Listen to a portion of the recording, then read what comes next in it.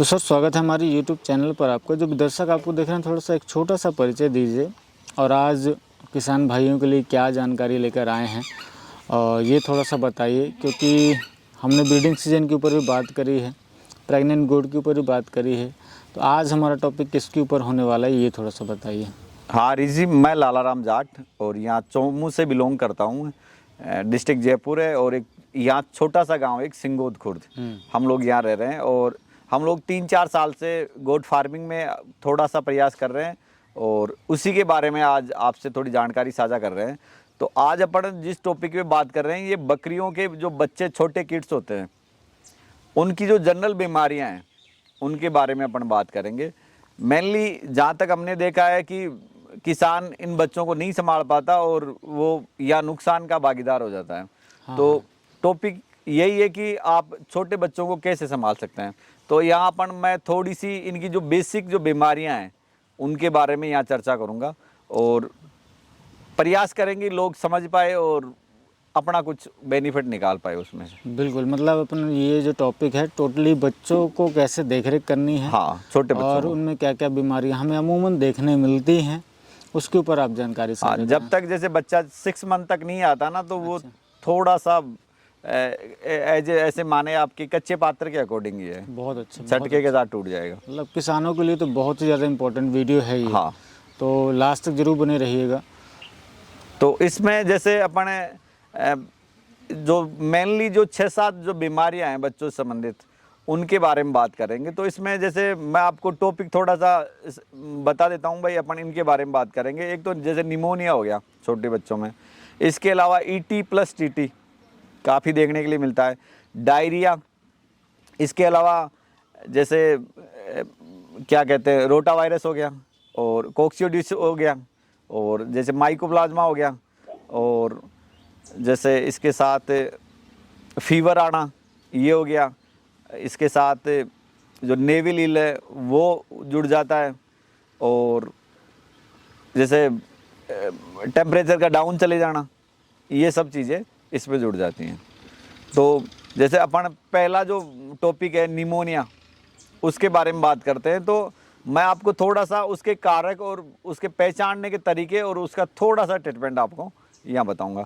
तो pneumonia mainly जैसे बिगड़ी हुई सर्दी या गर्मी, यानी बिगड़ी हुई सर्दी या गर्मी के जो कारक है या जो प्रभाव है उसको अपन निमोनिया कहते हैं। यही चीज़ आगे निकल जाए, फेफड़ों तक चली गई, तो ये निमोनिया में डेवलप हो जाती है। यानी बिगड़ी हुई सर्दी और गर्मी अगर फेफड़ों तक चली गई, ये सरल भाषा में बता रहा हूँ मैं आपको। जी जी बिल्कुल, फेफड़ों तक चलेगी तो ये निमोनिया है। कारक इसके ये होंगे, जैसे एक तो जैसे ठंड का माहौल हो गया, इसके अलावा जैसे लू वगैरह चल रही है अत्यधिक मात्रा में, छोटा बच्चा है वो हो गया। इसके अलावा डस्ट हो गई, इसके अलावा बरसात तो आएगी, इसमें धूल है, बरसात, पानी आ गया। और अन्य जो कारक है इसमें जहाँ तक देखा गया है कि करीबन 80% तक जो निमोनिया है वो बैक्टीरियल है। इसके अलावा करीबन 8-9% तक ये वायरल में चला जाता है। 8-9% तक ये करीबन उसमें प्रोटोजोल की वजह से आ जाता है। इसके अलावा पैरासाइट्स की वजह से भी निमोनिया डेवलप हो जाता है। तो ये सब चीज़ें मिल के निमोनिया को जनरेट करती हैं। इसके अलावा जैसे बच्चा डिलीवर होता है उस समय अगर फ्लूइड फेफड़ों में चला जाए तो वो उस समय भी प्रॉब्लम करता है। जी। तो शुरू में ही वो आपको निमोनिया के सिम्टम्स होंगे। तो अब इसके जो आपको जो बाहर से जो दिखाई देंगे भाई जानवर में क्या सिम्टम्स हैं, उनको आप कैसे पकड़ोगे। तो इसमें यह है कि एक तो उसके नाक से डिस्चार्ज आएगा और जो डिस्चार्ज है वो पीले कलर का होगा। इसके अलावा बार बार खांसना बच्चे में, और टेम्परेचर का है कि टेम्परेचर कभी मिल जाता है और कभी नहीं मिलता। और इसके अलावा बच्चा दूध नहीं पी पाएगा और मुंह खोल के वो सांस लेगा और धीरे धीरे उसकी बॉडी है ना डाउन होती चली जाएगी। जी बिल्कुल। तो यही है, थोड़ा सा मैंने आपको बताया कि एक तो टेम्परेचर का तो इश्यू नहीं है, टेम्परेचर हो भी सकता है नहीं भी हो। नाक से डिस्चार्ज आना, कष्टदायक सांस, मुंह खोल के सांस लेना, जी जी लगातार खांसी बने रहना, जी। और ऐसे लड़खड़ा के चलता है। उसके बाद में वो बॉडी टेम्परेचर, बॉडी की जो स्ट्रेंथ है वो वीक होती चली जाती है। अब ये अपने सिम्टम्स बता दिए। अब अपने जैसे ट्रीटमेंट की बात करें तो छोटे बच्चों में एक मुर्गियों की दवा आती है मेरी फ्लोक्स के नाम से। अच्छा। तो इसमें लियोफ्लोक्सासिन होता है। तो आपको ये नॉर्मल जो मेडिकल जहाँ आसपास हैं, जो जहाँ वेट का ये लोग बाग बेच रहे हैं, तो वहाँ पे आपको जाना होगा, ये आराम से मिल जाती है। तो 10 kg पे 1 ml देना है आपको, जी। और 3 से 5 दिन तक आप सुबह शाम देंगे। मेरी फ्लोक्स के नाम से आता है, और 10 kg पे 1 ml आपको देना है, सुबह शाम देना है, और 3 से 5 दिन तक, जैसे बच्चे की कंडीशन में सुधार आता है ना, उस हिसाब से। इसके अलावा लिक्विड में ये है कैलपोल। तो ये सर्दी, ये क्या बुखार और दर्द के लिए है। जी। तो इसकी जो डोज है, इसमें पैरासीटामोल आता है, और इसमें ये ह्यूमन की है ये, और इसमें इसकी जो डोज है वो 3 kg पे 1 ml है। ये भी आपको सुबह शाम देना है। ये तो ओरली हो गया भाई। छोटा बच्चा है तो आप थोड़ा सा इंजेक्टेबल में है ना, उसको अवॉइड करो। आप इन चीज़ों पे उसको रख सकते हैं। अब आगे अगर आप एज ए ट्रीटमेंट में जैसे मस्कुलर, जैसे इंजेक्टेबल में उसको ले जा रहे हैं भाई, सीवीटी हो गई, तो अगर मेरा ये मानना है कि अगर जैसे कोई भी जो फार्मर है वो अगर ये रूट जानता है लगाने के, तो वो लगा सकता है। कोई ज़्यादा इतना बड़ा इशू नहीं है। तो जैसे सिपेलोस्पिरिन ग्रुप में जो जैसे सेप्ट्राइक्सोन हो गया, तो उसमें 250 mg के आसपास आप 15 kg पे 250 mg। अब वो आप डिवाइड कर ले भाई, आपका बच्चा कितने kg का है, तो ये आप लगा सकते हैं। इसके साथ जो मेलोनेक्स प्लस आता है, वो आप 10 kg पे 1 ml वो लगा सकते हैं। साथ में जो टाइलोसिन है, वो भी आप 10 kg पे 1 ml उस बच्चे को दे सकते हैं। बिल्कुल। और ये सीवीटी के आधार पे है। जैसे आप इनको ओडी भी दे सकते हैं और बीडी भी दे सकते हैं, और 3 से 5 दिन तक आप उस बच्चे को रख सकते हैं। तो ऐसे में, और साथ में जैसे ज़्यादा अगर नेजल डिस्चार्ज है, सांस लेने में तकलीफ कर रहा है बच्चा, तो आप जैसे विक्स वगैरह है, तारपीन का तेल वगैरह है, वो गर्म पानी में डालें और आप उसको बफारा दें भाई। जैसे बाल्टी में पानी डाल लिया आपने, जैसे 1 लीटर गर्म पानी कर लिया बढ़िया तरीके से, और उसमें आपने विक्स डाल दी, और फिर उस बच्चे के मुंह को आप उस बाल्टी में देंगे, थोड़ी देर देंगे, थोड़ी उसके बाद में हटा लें। ये भी नहीं है कि उस मुंह को आप अंदर ही बाल्टी में रखेंगे भाई, थोड़ी देर उसको रखेंगे, थोड़ी देर बाहर कर लेंगे।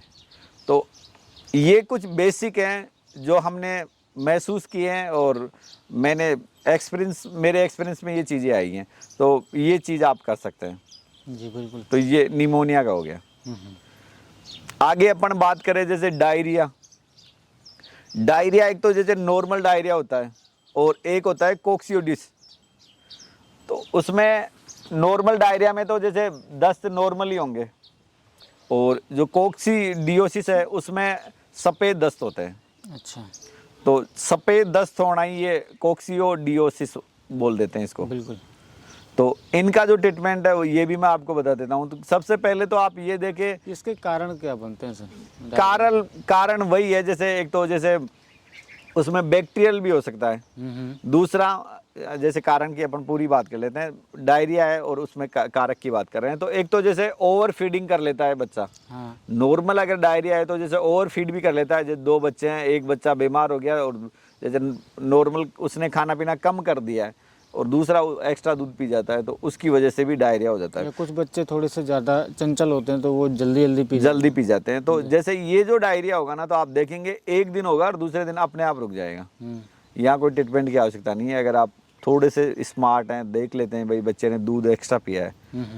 इसके अलावा जैसे मिट्टी खा जाता है वो, जैसे शुरू में बच्चे डीवर्मिंग नहीं करते अपन, और वो मिट्टी खा जाते हैं, तो उस वजह से भी आपको ये अपन को डायरिया देखने में डायरिया देखने के लिए मिलेगा। जी। अन्य जैसे कोई बीमारी के साथ डायरिया आ रहा है, जैसे रोटा वायरस है, उसमें फीवर के साथ आपको डायरिया मिलेगा। ईटी में आपको डायरिया मिलेगा, और पीपीआर है उसमें भी आपको डायरिया मिलेगा। तो वो तो आप थोड़ा सा सिम्टोमेटिक तरीके से उसको देख सकते हैं। तो इसके अलावा जैसे वो दीवारों ये हो ही गया, जैसे मिट्टी वगैरह खा रहा है, तो ये एक डायरिया का कारक है। बैक्टीरियल हो सकता है, वायरल हो सकता है, ये जैसे प्रोटोजोआ हो सकता है, प्रोटोजोआ के साथ, और ये क्या एक्सटर्नल पैरासाइट्स की वजह से भी डायरिया हो सकता है। तो ये प्रोटोजोआ की वजह से हो सकता है। तो ये सब चीज़ें रिस्पॉन्सिबल होती हैं। हाँ, किसी ने ड्रग्स इंजेक्ट की और ओवर हो गया उसमें, जैसे मैंने अभी बात की, आप सेप्ट्राक्सोन लगा रहे हैं और बच्चे के बॉडी वेट के हिसाब से आपने ज़्यादा लगा दिया, तो भी वो डायरिया करेगा। बिल्कुल। तो अब ट्रीटमेंट की बात करते हैं अपन। हाँ। तो अपन जनरल डायरिया की बात कर रहे हैं। तो जनरल डायरिया में आपको एक तो ह्यूमन में एक टेबलेट आती है ओफ्लोजेड के नाम से।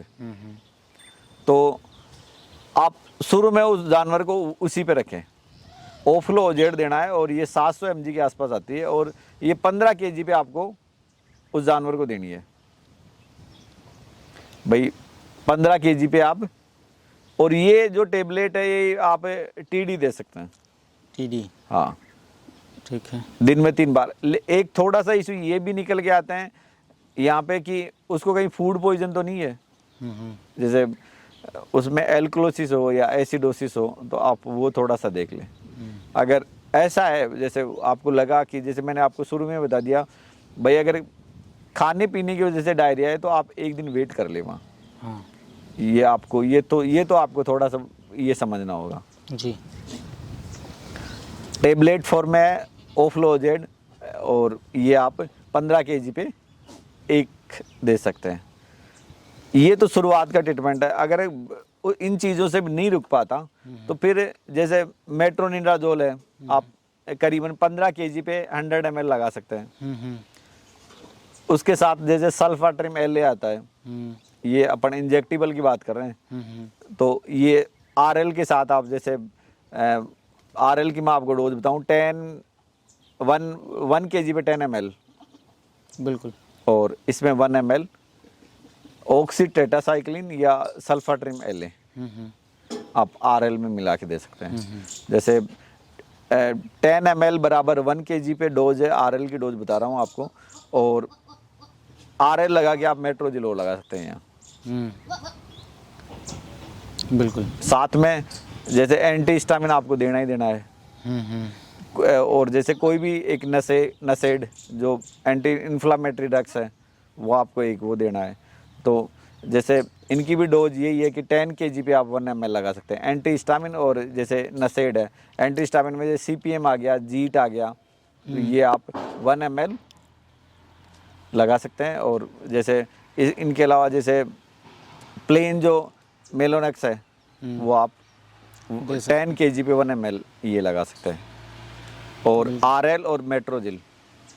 और जैसे अगर आप 2 दिन आपने ये प्रयास कर लिए और उसके बाद भी आपका जानवर रिकवर नहीं हो रहा है, तो फिर आप जैसे डायरोक्स या नेबलोन के नाम से पाउडर आते हैं, तो आप वो जो उन पे डोज लिखी हुई होती है, तो आप उस हिसाब से लगा सकते हैं। तो ये नॉर्मल जो डायरिया है उसका ट्रीटमेंट है। और कोक्सीडियोसिस जैसे जिसकी अपन बात कर रहे हैं, उसमें डायरिया तो यही है उसमें, लेकिन सफ़ेद दस्त होते हैं। तो उसमें आप ये मेट्रोजिल लगा रहे हैं साथ में, तो ये भी आपका या क्लियर हो जाता है। हाँ, ये भी इसका भी वो उपचार हो जाता है। हाँ, अगर सफ़ेद दस्त हो रहे हैं तो वहाँ मेट्रोजिल ज़रूर लगाओ आप।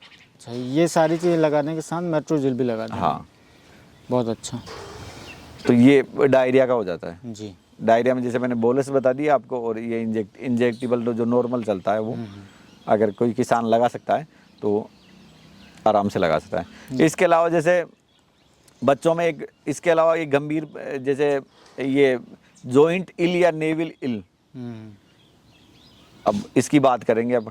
तो मेनली ये जैसे बच्चा छोटा होता है तो अम्बिकल जो नोड होता है, तो उस समय ये ओपन रह जाता है। जैसे बच्चे की डिलीवरी हुई और जो अम्बिकल नोड है उसको कई बार तो अपन जैसे यहाँ वेट में तो नहीं देखते, लेकिन जैसे ह्यूमन में तो होता है जैसे कि वो चिमटी या वो उससे लगा उसको बंद कर देते हैं यहाँ, लेकिन यहाँ अब हम लोग देखते हैं कि जैसे बच्चे की डिलीवरी हो कोई नहीं देखता उसको, तो यहाँ चाहिए ये कि जो अम्बिकल नोड है उसको आप कैंची से काटें। नाड़ा नाड़ा हाँ जैसे क्या हाँ नाला, हाँ नाड़ा ही उसे बोलते हैं हाँ, जो माँ के गर्भाशय से हाँ जुड़ा नाला जो रहता है, हाँ उसकी बात कर रहे हैं। उसकी बात कर रहे हैं अपन। जी। तो ये जैसे नाला काटने की यहाँ परंपरा नहीं है वेट में, तो चाहिए ये किसान को कि जैसे बच्चा डिलीवर हुआ तो आप पोविडीन आयोडीन बीटाडीन के नाम से आती है लिक्विड फॉर्म में, आप एक बार उस सरफेस को उससे वो लगा ले पोविडीन आयोडीन, बिल्कुल। और फिर कोई भी आप धागा ले और 1 इंची से नीचे वो बांध दे, और फिर उससे 1 इंची आप उसको कैंची से काट दें। स्टेलाइज कैंची हो, जैसे पोविडीन आयोडीन का जो घोल है उसमें से आप साफ कर ले उसको और फिर आराम से काट ले। तो ये तो थोड़ा सा उसका मैंने बचाव बता दिया। अब जैसे नेविल इला आ गया उसमें बच्चों में, ये जनरल बात की है अपन ने, तो उसके क्या सिम्टम्स होंगे? ये जैसे मेन तो ये है कि जैसे धीरे धीरे वो जानवर है ना, जो बच्चा है ना, नेविल इल के सिम्टम्स बता रहा हूँ मैं आपको, तो धीरे धीरे उसके जो जॉइंट है जी, पैरों के जो जॉइंट है ना, उनमें इन्फ्लामेशन मिलेगा आपको। इन्फ्लामेशन के साथ धीरे धीरे उसमें फीवर आएगा। जैसे 1-2 रोज से वो इन्फ्लामेशन तो आ गया है, लेकिन खाना पीना कर रहा है जानवर,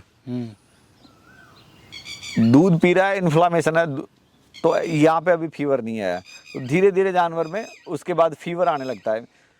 जॉइंट इन्फ्लामेशन के साथ फीवर होगा, और आप देखेंगे 2-3-4 रोज के बाद में वो जानवर ढंग से खड़ा नहीं हो पाता, और उसके बाद वो जानवर आप नहीं बचा पाएंगे।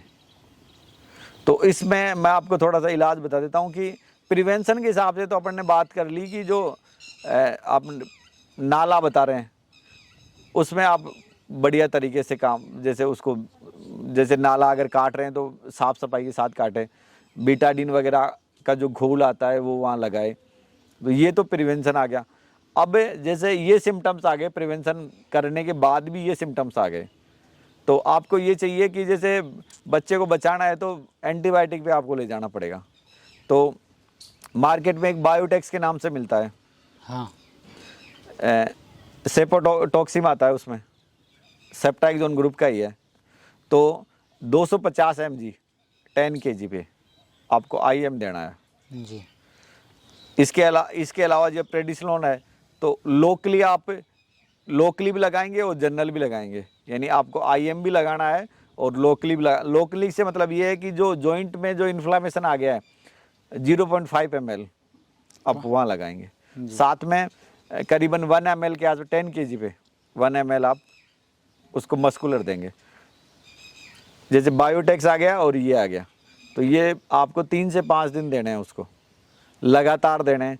इसके अलावा डाइक्लोफिनेक 100 mg में आता है टेबलेट फॉर्म में, तो आप दर्द सूजन के लिए ये टेबलेट भी देंगे आप उसको। इसके अलावा या न्यूरो डिसऑर्डर भी होता है, तो जैसे न्यूरोकाइंड आता है तो आप 3 kg पे 1 ml दे सकते हैं, आप उस जानवर को दे सकते हैं। तो ये जॉइंट इल का ट्रीटमेंट हो गया।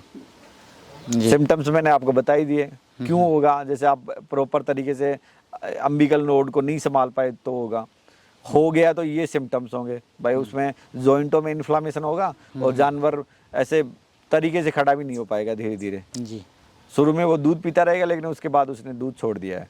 जी जी। तो ये आप जॉइंट इल का कर सकते हैं। आगे जो अपन बात कर रहे हैं ये रोटा वायरस है, और जहाँ तक मैंने देखा है कि बकरियों में बहुत होता है, बकरियों बच्चों में किसान को पता ही नहीं लग पाता ये आखिर ये प्रॉब्लम क्या है, और इसमें क्या टाइम भी नहीं ले पाता बच्चा।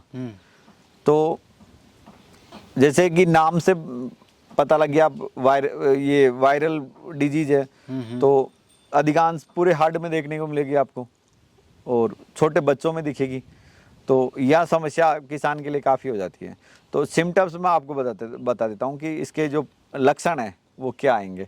इसमें क्या है कि एक तो निमोनिया आएगा, निमोनिया के बारे में अपन ने बात कर ली भाई, वो जैसे खांसना है, नेजल डिस्चार्ज है, फीवर आएगा या नहीं आएगा, और ये सब चीज़ें, मुंह से सांस लेना है और सांस भी बहुत कठिनाई से ले पा रहा है। अब यहाँ एक एडिशनल और जुड़ जाता है, इसमें डायरिया और होगा। यानी रोटा वायरस में आपको निमोनिया के साथ में डायरिया और मिलेगा, और डायरिया भी शूटिंग डायरिया होगा। तो ये चीज़ें कवर करना जानवर के लिए काफ़ी क्रिटिकल हो जाती है। शूटिंग डायरिया मतलब लगातार। लगातार, तो यहाँ मार खूब जोरदार तरीके से पड़ती है उस जानवर पे। तो अब वायरल डिजीज है तो ट्रीटमेंट तो जैसे जो एंटीबायोटिक आप लगाएंगे इतना इफेक्टिव नहीं होंगे, लेकिन आपको जो जानवर जो लक्षण दिखा रहा है उसके अकॉर्डिंग आपको इलाज करना होगा। जैसे अगर वो निमोनिया के सिम्टम्स दिखा रहा है तो आपको निमोनिया के हिसाब से, जैसे कि अपन ने निमोनिया की पीछे बात कर ली, निमोनिया का इलाज करना है। और इसके साथ निमोनिया में जैसे मैंने बता ही दिया आपको, भाई अगर आप ओरली दे रहे हैं तो ये चीज़ देंगे, और अगर इंजेक्टेबल में दे रहे हैं तो ये चीज़ देंगे जी। और अब डायरिया की बात कर रहे हैं अपन, तो डायरिया में भी वही है, जैसे डायरिया की अपन बात कर चुके हैं, RL और सल्फाट्रिम LA। सल्फाट्रिम LA की जगह आप ऑक्सीटेट्रासाइक्लिन में ले सकते हैं जी। और साथ में जैसे आपको लग रहा है कि जानवर सांस लेने में बहुत ज़्यादा तकलीफ कर रहा है, तो इसमें क्या डेरिफाइलिन आता है, तो आप 10 kg पे 1 ml डेरिफाइलिन भी ले सकते हैं। ये ब्रोंको डाइल्यूटर आता है, तो जो श्वसन नलिका है उसको थोड़ी सी ये चौड़ी कर देगा, तो जानवर को सांस लेने में आसानी होगी। तो ये है भाई, जैसे अगर किसान ये पूरा वीडियो देखेगा तो उसमें जो रोटो वायरस है उसका इलाज मैंने ये कह दिया कि निमोनिया और डायरिया दोनों मिलेंगे। तो आप जैसे निमोनिया का अपन बता चुके हैं और डायरिया का बता चुके हैं, तो इन दोनों को वो मैच करवा लेगा। बिल्कुल, ये है। और ये पूरे हर्ड में देखने मिलता है। हाँ, अधिकांश बच्चों में मिलेगा, डायरिया भी होगा और ऐसे डिस्चार्ज भी बहेगा। हाँ, डिस्चार्ज। बहुत अच्छी बात है सर। और इसमें थोड़ा सा किसान का सजग होना ज़रूरी है। वो भाई किसान को देखना तो पड़ेगा, किसान को देखना, सजग होना ज़रूरी है। और एक चीज़ और है, ये PPR से मिलता जुलता है। हाँ, तो PPR में pH चेंज होती रहती है, कभी आपको ऐसा लगेगा एल्कलोसिस है, कभी आपको लगेगा एसिडोसिस है, लेकिन यहाँ डायरिया मिलेगा आपको। और उसमें PPR में भी आपको डायरिया मिलेगा। हाँ, तो ये जो वायरल डिजीज है ना, आप ये मान के चले कि इनका जो ट्रीटमेंट है, जो जानवर आपको दिखा रहा है, जो सिम्टम्स आपको दिखा रहा है, उसके अकॉर्डिंग इलाज होगा। और अपने नज़दीकी पशु चिकित्सक से संपर्क बना के थोड़ा सा तो ये नहीं कि सब मैं इन चीज़ों को ट्रीट कर लूँगा, बेसिक स्तर पर आप कर सकते हैं, बाकी जो एक्सपर्ट है वो एक्सपर्ट ही है। बिल्कुल, क्योंकि आपको डिफरेंस करने में काफ़ी समय लग जाएगा। हाँ। हो सकता है तब तक गंभीर हो जाए। और जहाँ तक हमने देखे हैं कि बड़ी बकरियां ही गंभीर होने के बाद में वापस नहीं आती लौट के, बच्चों का तो बहुत टिपिकल है मामला। बिल्कुल। आगे जो अपन डिजीज के बारे में बात कर रहे हैं, ये ET+TT है जी। और जैसे सवाल भी ये रहेगा कि यार छोटे बच्चों में ET कैसे हो गया। हाँ, कई बार सवाल आता है कि, और ये और है, ये हरीसी मैं आपको बताऊं कि अगर छोटे बच्चों में ET है तो और वो मरा है तो बगैर लक्षण प्रकट करे ये मरेगा वो। अच्छा। जैसे किसान है, जैसे उसके पास 10 बच्चे हैं, उसमें 3 बच्चे उसके मर गए, और बच्चे मरे भी रात में मर गए मान लेते हैं अपन, तो थोड़ा सा वो बच्चे चिल्लाए और मर गए, किसान को यही पता नहीं लगा कि वो मरे कैसे जी। तो बगैर लक्षण प्रकट हुए अगर बच्चा अचानक मर जाता है तो ये ET है। अब इसमें फेलियर कहाँ से आता है मैं आपको बता दूं कि अगर जैसे मदर गोट थी और उसके पेट में ये बच्चा था ना, तो उस समय अपन चौथे मंथ पे ET करवाते हैं, ET+TT करवाते हैं जी। तो यहाँ ये नहीं हुआ भाई, 3 मंथ से तो आपको ET करवानी है, लेकिन आप अगर आपने मदर गोट में ET नहीं की है तो ये आपको यहाँ 3 मंथ तक तो आप ET करवा ही नहीं सकते बच्चे में, तो फिर यहाँ आपको ये आप फेल हो जाएंगे। तो बैक्टीरियल डिजीज है। और अब मैं आपको लक्षण में ये बता देता हूँ इसके ET+TT के अपन बच्चों में। तो ET के जैसे अपन ने कई बार बात की है कि एक तो जानवर अचानक से दस्त करेगा और ये भी है कि जैसे वो मींगनी कर रहा था और मींगनी करते हुए उसने दस्त किए हैं अचानक। इसके अलावा उसमें ब्लड और म्यूकस भी बहुत जल्दी आ जाता है। और डायरिया के बाद में आप देखेंगे कि जानवर ऐसे खाली हो जाता है जैसे इसके पेट में कुछ था ही नहीं। ऊर्जा लेवल इतना भयंकर गिरता है कि बुरी हालत हो जाती है उसकी। और जानवर करीबन 12 घंटे में ही सीरियस होने लगता है। अगर वो ईटी का शिकार है ना, तो बार बार डायरिया कर रहा है, तो उस वजह से ये 12 घंटे में ये गंभीरता की ओर चला जाएगा। और 24 घंटे के अंदर अंदर अगर वो एक्सपायर हो गया तो ये ठीक है। अगर 24 घंटे तक उस जानवर ने अपना समय निकाल लिया है तो ये मानेंगे कि किसी टॉक्सिन की वजह से डायरिया हुआ है और उसकी वजह से ये जानवर ऐसा कर रहा है। अब इसकी बात ईटी की, जैसे अगर जानवर में ईटी आ गई नहीं तो ये थोड़ा सा ये जटिल है उसको बचा पाना, और छोटा बच्चा है तो ये, लेकिन उसके बावजूद भी अगर आप प्रयास करना चाहें आरएल, मेट्रोजिल जी बिल्कुल, और एंटी डायरियल जो भी ड्रग्स है वो आप यहाँ चला सकते हैं, साथ में मेट्रोजिल। बिल्कुल आरएल, मेट्रोजिल और इसमें सल्फाट्रिम जो एल में बात कर रहा था 1 ml आपको उसी में, और आरएल में लगाना है, मेट्रोजिल लगानी है। मेट्रोजिल में आपको न्यूरोकाइंड या ट्राइवेट देना है, और टेबलेट फॉर्म में ओफ्लोजेड आपको देनी है। तो ये ईटी का हो गया। साथ में जैसे टेटनस के लक्षण है, टेटनस के जैसे अपन ने एक वीडियो भी शायद अपने चैनल पे अपलोड है।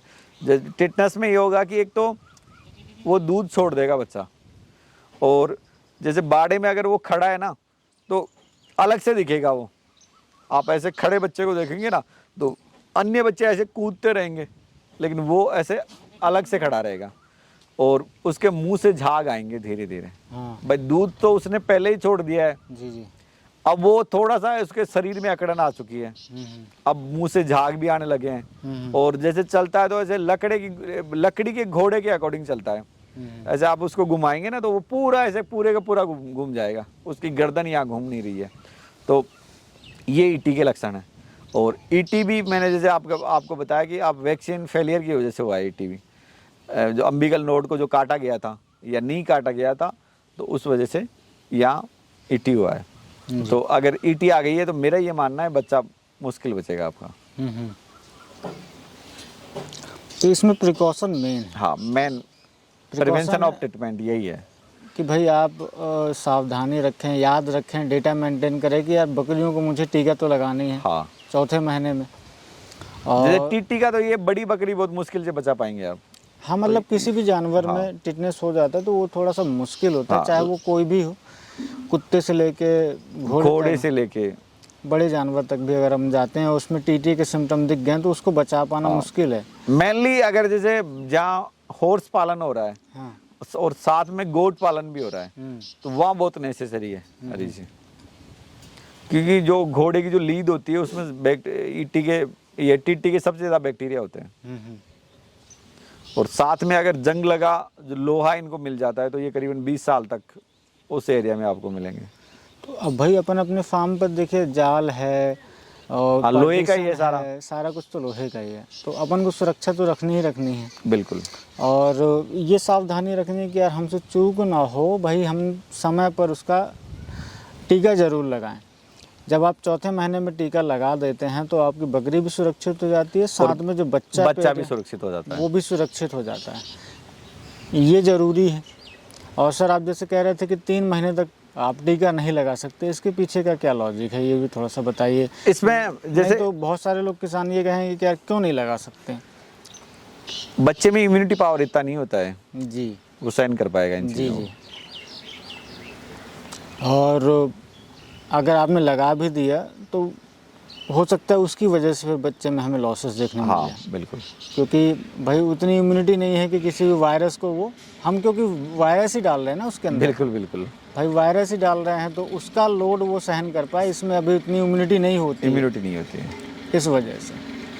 साथ में जैसे ओवर फीडिंग कर, जैसे ईटी की बात कर रहे थे अपन, तो ओवर फीडिंग दूध का भी अगर उसने ओवर फीडिंग कर लिए तो भी ईटी का लोड बढ़ जाता है कई बार। जी जी। तो देखिए कि आप बच्चा शुरू में है ना, बच्चा एक बैलेंस फीड पर रहे, बैलेंस फीड पे रहेगा तो ये सारे सिम्टम कम ही देखने मिले। हाँ रीजी, अब ये छोटा सा टॉपिक है। जैसे कई बार बकरियों के बच्चों में फीवर नहीं टूटता, यानी बुखार नहीं टूटता। तो बुखार जहाँ नहीं टूट रहा है, ये माइकोप्लाज्मा की वजह से है, माइकोप्लाज्मोसिस बोलते हैं इसको। तो इसमें जैसे सिम्टम्स मैं आपको थोड़ा सा ये बताता हूँ कि यहाँ बुखार नहीं टूटा है, तो इसकी ड्रग्स ऑफ चॉइस है ऑक्सीटेट्रासाइक्लिन। तो और उसकी जो डोज है वो आप थोड़ा सा बढ़ा के यहाँ देंगे।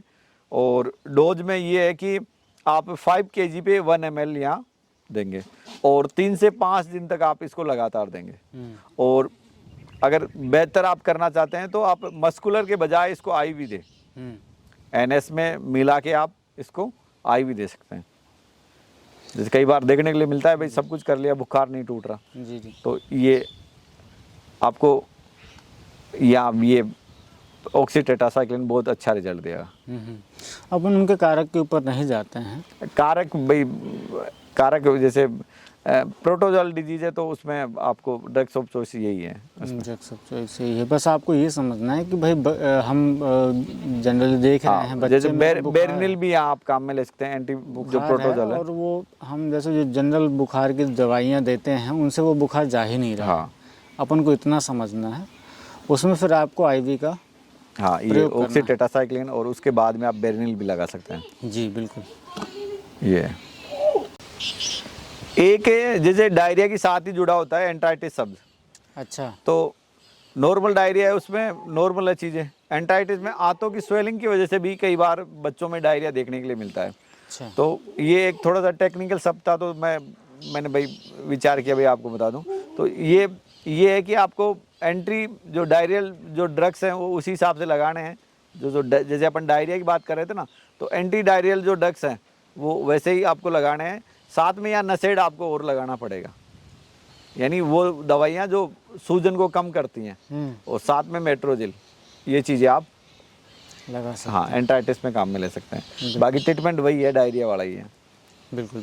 हाँ ऋषि, अब जो अपन जिस टॉपिक पे बात कर रहे हैं ये है कि जैसे आप देखते होंगे कि आपने भी देखे होंगे कि बच्चे, छोटे बच्चे चिल्लाते हैं और ऐसे गोल गोल घूमते हैं, तो ये B1 है, B1 डिफिशिएंसी है।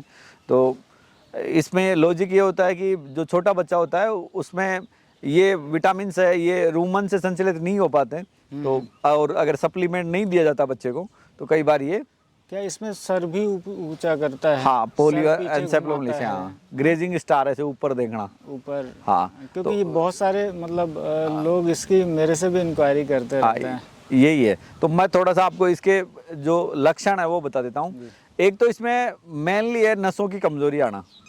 भाई जानवर है, उसके जो उसका जो एनाटॉमी संरचना है वो थोड़ी बिगड़ जाएगी, ऐसे लड़खड़ा के वो चलेगा। जी जी। कई बार जानवर ऐसे सराउंडिंग एरिया में ऐसे गोल गोल घूमता है, ऐसे बिल्कुल लगातार वो ऐसे ही घूमता रहेगा, ऐसे ऐसे ऐसे ऐसे ऐसे स्लो मोशन में घूमेगा वो, बिल्कुल धीरे धीरे। इसके अलावा लकवा उसमें देखने के लिए मिलता है। इसके अलावा जानवर की जो भूख है वो बिल्कुल मर जाती है यहाँ। अच्छा।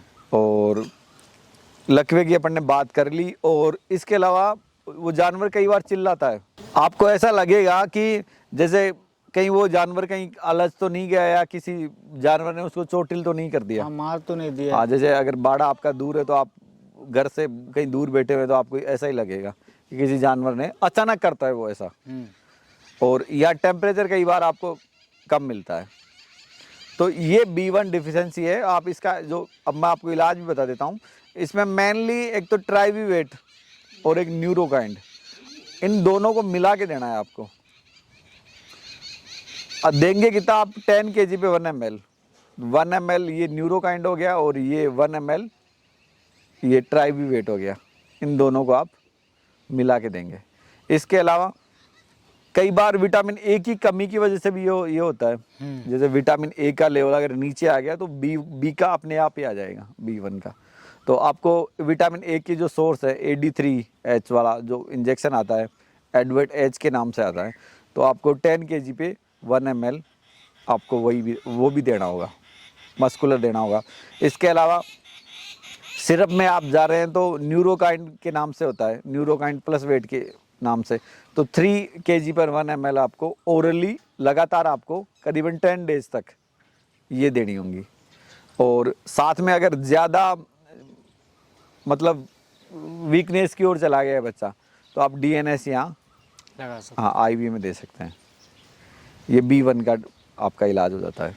हैं। जी बिल्कुल। और जनरली मिनरल्स के बारे में भी थोड़ा सा हमें बता दीजिए कि जैसे हमें बच्चों में अक्सर मिनरल्स की कमी देखने मिलती है, तो हम कौन से मिनरल्स जो हैं वो ले सकते हैं, किसान भाई किसका उपयोग करने लगे और कब से करने लगे ताकि ये चीज़ें हमें देखने नहीं मिलें? इसमें ये है ऋषि, जैसे बच्चे हैं ना, जैसे ग्रोथ रेट में है ना, जैसे वो बढ़ रहे हैं, तो मेनली कैल्शियम और फास्फोरस चाहिए उनको। तो अगर आपको ऐसा लगे कि आपको सप्लीमेंट की ज़रूरत है, अगर मदर के नीचे दूध अच्छा है, तो मेरा ये मानना है कि आप दूध पिलाओ उस बच्चे को। दूध से बेहतर कोई विकल्प नहीं है। और अगर दूध कम है और आप एडिशनल तरीके से उसको और जोड़ना चाहते हैं, और तो आप ये जो बढ़िया कंपनी के जो कैल्शियम फास्फोरस के जो सप्लीमेंट आते हैं, जैसे इसका आ गया विर्बिक का आता है, ओस्टोवेट फोर्ट चिलिटेड के नाम से, तो आप वो ऐड कर सकते हैं। इसके साथ जैसे B1 वाला जो फॉर्मूला था, जैसे अगर आप भाई आपको आगे वो स्थिति नहीं मिले, तो इसलिए आप जैसे ब्रोटोन के नाम से आता है, लीवर टॉनिक आता है, तो उसमें विटामिन्स और ये B1 खूब मिलता है। तो आप ये भी ओस्टोवेट फोर्ट के साथ ये भी आप ऐड कर सकते हैं। तो ये दोनों चीज़ अगर आप मिला के दे रहे हैं, डोज रेट यही है 3 kg पे 1 ml, इन दोनों को अगर मिला के दे रहे हैं तो आपका ये इश्यू नहीं रहेगा। सर इतनी सारी बीमारियां और इतने सारे मतलब आपने इलाज भी बताया है, लोगों को वीडियो पसंद जरूर आया होगा। और हाँ, इलाज में ये है कि ऋषि जैसे अपन ने चीज़ें बताई है, अगर किसी के समझ में नहीं आ रहा है तो ज़्यादा प्रयास नहीं करे, जो नज़दीकी जो वेट है उसको दिखा के आप जानवर का प्रॉब्लम क्लियर कर सकते हैं। ये नहीं है कि मैं सारा जानता हूँ, या तो उसमें थोड़ा सा चीज़ें जटिल हो जाएंगी। बिल्कुल, तो वो तो संपर्क करें ही, उनके टच में रहें ही। हाँ, ये तो हमने किसानों को ये है कि भाई जो थोड़े से कुशल हैं, जो कर बेसिक रहे हैं, जानकारी के लिए अपन ने प्रयास किया है। जी जी, और अपने कीमती समय से हमें ये समय दिया आपने, उसके लिए तहे दिल से धन्यवाद। और आशा करता हूँ दो लोगों को, किसान भाइयों को ये जानकारी पसंद ज़रूर आई होगी, और पसंद आई तो ज़रूर अपने ग्रुप में जो भी आपके बकरी पालक साथी हैं उनके साथ साझा ज़रूर करें, और हमें कमेंट करके भी ज़रूर बताएं कि और हम क्या किस तरीके से प्रयास कर सकते हैं, इससे बेहतर कर सकते हैं। इससे बेहतर करने की हम कोशिश करेंगे। आपके कमेंट हमारे लिए बहुत ज़्यादा उपयोगी रहेंगे, तो इसमें कमेंट भी ज़रूर करें। आपके एरिया में, आपके बाड़े में क्या समस्याएं देखने मिलती हैं वो भी हमें बताएं, ताकि हम उनके ऊपर भी वीडियोस कर सकें।